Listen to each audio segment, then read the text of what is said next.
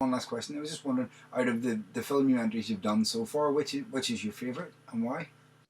Well, I've been asked this before. I did a screening at a film club at the Genesis Cinema in East London last summer, and people had to vote which one they wanted to see out of Inside Jaws, Raiding the Lost Ark, and Star Wars Begins.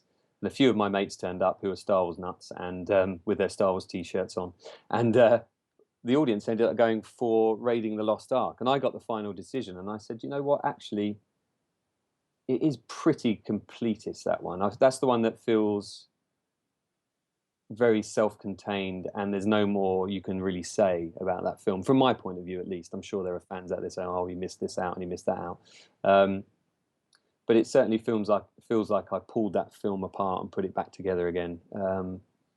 And it's the one I kind of enjoyed the most, I think, because I'd done Star Wars Begins, which took me 4 years.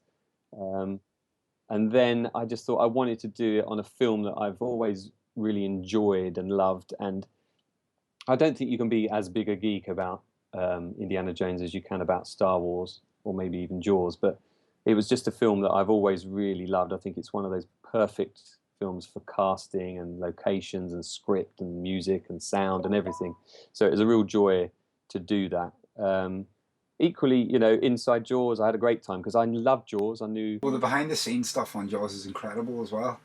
well, I knew very little about Jaws behind the scenes other than, the sharks not working and all that kind of stuff and Richard Dreyfuss moaning. But when I was contacted by a guy who runs a website called jawscollector.com, he's one of the biggest collectors of Jaws memorabilia in the world, a guy called Jim Bella. That was equally just as much fun because that was like a real investigative process. I had to learn about the film as I was doing it. Whereas with Raiders and Star Wars, I already knew a certain amount. So I like them all for different reasons. I like Building Empire because it was my first one. I like Returning to Jedi because it's the film I remember the most as a kid because I went to see it for my birthday and bought all the toys on the same day and everything. So they all hold a pretty special place in my heart. Are you excited for episode 7? Well, I am getting a little excited now. I've watched the first couple of trailers, and I'm not watching any of the TV ads or behind the scenes bits or anything that's being released because I really want to go in fresh. J.J. Abrams is somebody I respect. I think he's made some good movies that are almost there in terms of that Spielbergian feel. Super 8. I thought the first hour was brilliant. That first hour was really good. Once they got the monster, they didn't really know what to do with it. But I think it's in good hands. It'd be interesting. It's just crazy though, going around London at the moment. There's just Star Wars everything everywhere. I remember the wilderness years where you couldn't get anything. That was kind of just sort of, that would have been the years leading up to 1987 then. Yeah, so I remember getting back into it kind of when I was 17. So yeah, 1990, yeah, the mid 1990s. I remember sort of getting all my figures out and all that kind of stuff and getting them on VHS in widescreen. Wow. Um, and no, it is exciting. My kids are now sort of thinking, oh wow, that looks quite cool. There's a girl character in it. She looks quite cool, and it's nice to see them getting excited about it as well. It's definitely for a new generation, but I think JJ's savvy enough to placate the dads amongst us as well. Two last questions. Actually, I hear you've actually met George Lucas, and as well, do you think we'll ever see the original trilogy released, kind of untouched? Yeah, I did meet George. I work on Formula One Grand Prix, as you know, our connection that brought me here.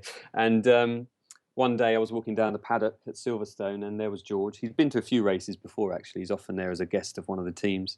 He likes his motor racing. And my friend said, "You've got to speak to him. You've got to speak to him." And before I knew it, I sort of shoved in his direction, and I just said probably what thousands of people have said to him before, that he's been a big inspiration to me, and I wouldn't be working in television if it wasn't for him. Oh, and I said, and actually I've made some documentaries about films, inspired by your work. And he said, oh, that's great, good to meet you. Hope you have a good race. Who are you here with? And I explained my job, and that was that. I didn't want to interrupt him too much. He was with his wife having a day off, as it were. So that was quite cool. But at the same time, you just get in a situation, think, what can I say to him that he hasn't heard a million times before. You know, this is a man who's just said goodbye to Star Wars and sold it for $4 billion. So I didn't mention Star Wars. I just said he'd been a big inspiration. If he'd have said what films in particular, I would have said, you know, Tucker, A Man and His Dreams, and Howard the Duck. You know. I haven't actually seen Tucker. I saw it years ago. I don't really remember it, to be honest with you. Yeah, do you think we'll see the original trilogy unreleased? Do you know? I don't know. There's actually I'm actually a big fan of a guy called Peter Harmanek. I can never pronounce his name. Really nice guy.